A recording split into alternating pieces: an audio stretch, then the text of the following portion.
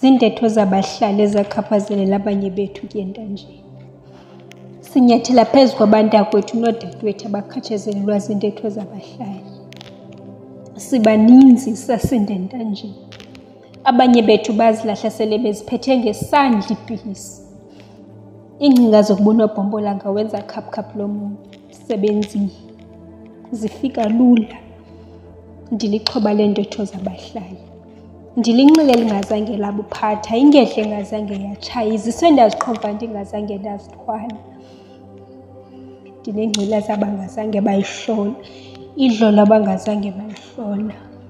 Ekuhlaleni ndibizwa ngedlolo. Ngoku ndifuna uba ngumama ndizale umntwana oza kubona ekuhlaleni, kuba ekuhlaleni bathi ndilidlolo. Ndifuna enza kumthi qhiwu ndimphakamisele phezulu ngokungandiphethi ibhola. Ndimphose emhlana nokuba akakhali, ndihlise nayo nonjani ndihlisela, ndimgogose ngokungawuyakroboka nawufuna ukuba eli lihlongozo. Ekuhlaleni ndibizwa ngedlolo. Yayingesosithuko nakubo ukuzalela ekhaya. Abaqali, yinto yabo into yokundirhinta bandityabeke ngezithuko eziza kundifanela. Into abangayaziyo kukuba ndisayolelwe kukuba ngumakazi. Ndisayolelwe mna kukuba ngudade bawo. Ekuhlaleni ndibizwa ngedlolo. Ndibawela ukuchaphazela ibali likantombevusha.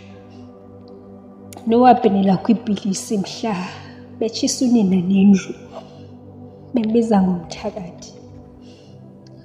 Bandithethe ngontombovuto. Nowacinga ngentambo mhla edlwengulwa. Bathi abahlali bezifunele. Ngunondindwa lo.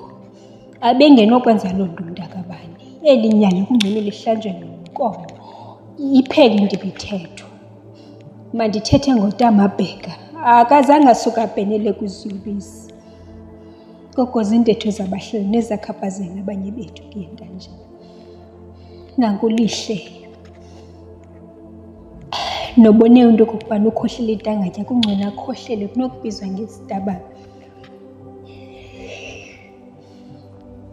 Nanku unomsa.